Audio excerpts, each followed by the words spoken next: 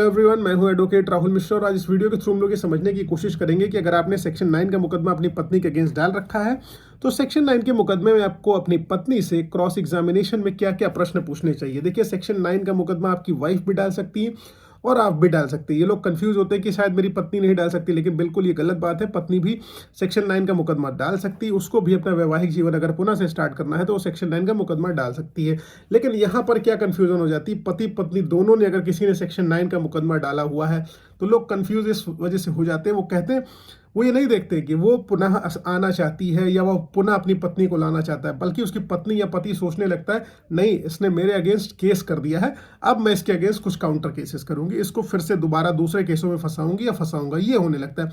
लेकिन ऐसा बिल्कुल भी नहीं है। रेस्टिट्यूशन ऑफ कॉन्जुगल राइट्स का मतलब ये हो गया कि आपका पति या पत्नी आपको वापस लाना चाहता है। अगर आप वापस चले जाते हैं तो अपनी मैट्रिमोनियल लाइफ को फिर से स्टार्ट कर सकते हैं, अपनी हैप्पी लाइफ को फिर से जी सकते हैं। Instead of wasting money and time, आपको मेरी राय में तो जाना ही चाहिए। खैर, क्रॉस एग्जामिनेशन की हम लोग बात कर रहे थे, तो क्रॉस एग्जामिनेशन में आपको क्या प्रश्न अपनी वाइफ से करने चाहिए। आज मैं वाइफ्स के लिए अगेंस्ट बना रहा हूं कि आपको वाइफ से क्या पूछना चाहिए। कल मैं एक वीडियो बनाऊंगा जिसमें हस्बैंड से आपको क्या पूछना होगा, ये वीडियो मैं अपलोड करूंगा। ठीक है, तो आज हम लोग स्टार्ट करते हैं कि आपको अपनी पत्नी से क्रॉस एग्जामिनेशन में जो है सेक्शन 9 के मैटर में क्या पूछना है। तो सेक्शन 9 में सबसे पहला प्रश्न आपको हर तरह की क्रॉस एग्जामिनेशन में जो पूछा जाएगा वाइफ से मैट्रिमोनियल डिस्प्यूट में, वो पूछा जाएगा शादी कब हुई। वाइफ आपकी एक डेट फिक्स कराएंगी, वो डेट बताएंगी कि मेरी शादी इस डेट को इस तारीख को इनसे हुई है। ठीक, वो कंफर्म हो जाएगा। उसके बाद आप उससे पूछेंगे शादी कहाँ हुई। नॉर्मल क्वेश्चन है, शादी कहाँ हुई।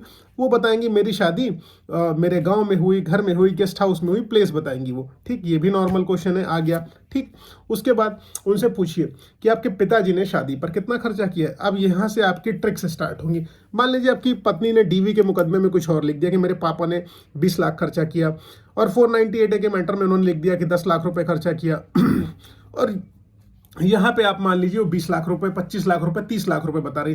तो इस तरीके से आप उनसे कॉन्ट्राडिक्शन निकाल ले जाएंगे। अब वो कह रही कि मेरे पापा ने मान लीजिए 50 लाख रुपए खर्चा किया। ये फिगर जनरली दोस्तों क्या होता है, फर्जी होता है, मैनिपुलेटेड होता है। जितना खर्च नहीं हुआ होता उतना दिखाते हो। तो यहाँ पर आप कैसे फंसा सकते हैं, आप उनसे पूछिए आप 50 लाख का दावा अगर कर रही हैं, अगर किसी ने गलत लिखा है तो मैं कह रहा हूँ, अगर उसकी हैसियत 50 लाख की रही, उसने लिखा रखा हुआ कि 50 लाख खर्चा किया हुआ है, तो आप कोर्ट के माध्यम से पूछिए कि आप कह रहे हैं कि 50 लाख का खर्चा किया, तो ये 50 लाख रुपए कहाँ से आए थे। क्या 50 लाख रुपए आपके पिताजी ने कैश रखे थे? अगर कैश रखे थे तो क्या पीएल अकाउंट दिखाएं, अगर वो बिजनेस करते हैं तो प्रॉफिट एंड लॉस अकाउंट दिखाएं अगर उनके पास कैश पैसा आया, या अगर कैश नहीं आया किसी सोर्स के थ्रू आया तो बैंक में दिखाएं किस बैंक में था। या अगर मान लीजिए वो कह रही कि नहीं नहीं ऐसे ही आ गया था, तो क्या आपने आईटीआर में अपने शो करा है, ये क्वेश्चन पूछिए। यहाँ पर वो फंस जाएंगे और उनके पिताजी भी फंस जाएंगे। तो हो सकता है केस वापस लेने पर एकदम छटपटाने लग जाए, भैया आप कुछ भी हो जाए वापस चले जाएंगे, ससुराल रहने दो, नहीं हम लीगल मैटर में दूसरे फंस जाएंगे। ठीक, तो इनकम टैक्स के मैटर में फंस जाएंगे। समझ में आया ना। तो अगला क्वेश्चन आप उनसे पूछिए, जानबूझ के पूछिएगा ये क्वेश्चन कि दहेज में आपके पिताजी ने क्या क्या दिया आपके पति को। तो यहाँ पर आप जानते हैं दहेज लेना देना दोनों अपराध है। वो एक्सेप्ट करेंगे कि मेरे पापा ने एक गाड़ी दी, एक फ्रिज दी, वॉशिंग मशीन, टीवी, एसी दी, ये सारी चीजें। तो यहाँ पर लिखा दीजिए कि दहेज लेना देना तो दोनों अपराध है ना। तो आपके पिताजी ने दहेज दिया मतलब अपराध कारित किया है। तो this question can be asked over there at that point of time. See, cross examination is most important aspect of any of the case. You can defeat opposite party by your cross examination, by the confidence of your advocate. If he is confident about the cross examination, then आप believe me, आप हारा हुआ case जीत जाएंगे। Cross examination एक ऐसी stage होती है जहां पर कलैयां खुल जाती हैं लोगों की, where you can use your whole experience, whole oratorship as a lawyer, आप यूज करके वहां पर उसको बेनिफिट ले सकते हैं। ओके सर, रेस्ट आप उसके बाद पूछिए कि पांचवा क्वेश्चन उससे पूछिए कि आप देखिए, जैसे आप मान लीजिए कह रही हैं कि हम वहां नहीं जाना चाहते, तो क्या आपके ससुराल पे झगड़े होते थे। वो जर्नली हाँ ही बोलेंगे क्योंकि लिखा के आई होती है कि झगड़े होते थे। अब उनसे पूछिए कि शादी के कितने दिनों बाद आपके झगड़े होने लगे। ठीक, लेट से वो कह रही है अगर मान लीजिए किसी ने झूठा लिखाया है, लेट से 3 दिन बाद ही झगड़े होने लगे, तो 3 दिन तक तो शादी की पूरी रस्में ही नहीं पूरी होती। अब आदमी का रिश्तेदार नातेदार घर में बैठा होगा, वो अपनी बेइज्जती तो कराएगा नहीं अपने रिश्तेदारों के सामने और झगड़ा करने लगेगा, क्योंकि 15 दिन की तो हमारे हिंदू समाज में कम से कम प्रथाएं होती हैं जो शादी के दौरान चलती रहती हैं। ठीक है, तो ये सिस्टम होता है। आप उससे पूछेंगे, यहाँ पर आप उसको कहिए कि नहीं आप झूठ बोल रही हैं, तुरंत कहिए उसको आप झूठ बोल रही हैं, 1 हफ्ते में आपके साथ झगड़ा होने लगा, ये पॉसिबल नहीं है। मैं मानता हूं अगर आपको साल 2 साल 3 साल बीत गए हैं तो झगड़े का होना आम बात है, everybody is having some amount of quarrel along with his or husband or wife. Okay, this happens with everyone. So the motto over here is that, still मैं कह रहा हूँ कि मतलब इस स्टेज पर ना जाना पड़े आप लोगों को, पहले ही समझा लीजिए, समझ लीजिए, क्योंकि एंड में आपका मुकदमा कॉम्प्रोमाइज पर ही आके खत्म होगा। एकदम क्लियर और स्पेसिफिक तरीके से मैं आपको बता रहा हूँ। खैर, नेक्स्ट क्वेश्चन पर आइए कि आप मान लीजिए आपकी वाइफ ने कहा कि मेरे साथ कॉन्टिन्यूसली लड़ाई झगड़ा होता था, इस दौरान वो अपने मायके चली गई। ठीक, लड़ाई झगड़ा होता था, तो आप उनसे क्वेश्चन कीजिए, अगर आपके साथ लगातार लड़ाई झगड़ा हो रहा था, अगर उन्होंने फर्जी मुकदमा लिखाया है, तो ये यकीन मानिए उन्होंने कोई पुलिस कंप्लेन नहीं करी होगी, उनके फैमिली वालों ने कोई पुलिस कंप्लेन नहीं करी होगी। यहाँ पर आप अपने आप को काउंटर कर ले जाएंगे, बचा ले जाएंगे, अपने आप को यहाँ पर निकाल ले जाएंगे। अगर जेन्युइन मैटर है तो उसने पुलिस कंप्लेन डेफिनेटली करी होगी, उसका एविडेंस होगा, उसके पास पूरी कॉपी होगी, सारी की सारी चीजें उसके पास होंगी। अगर नहीं किया होगा उसने police complain, it mean she is lying.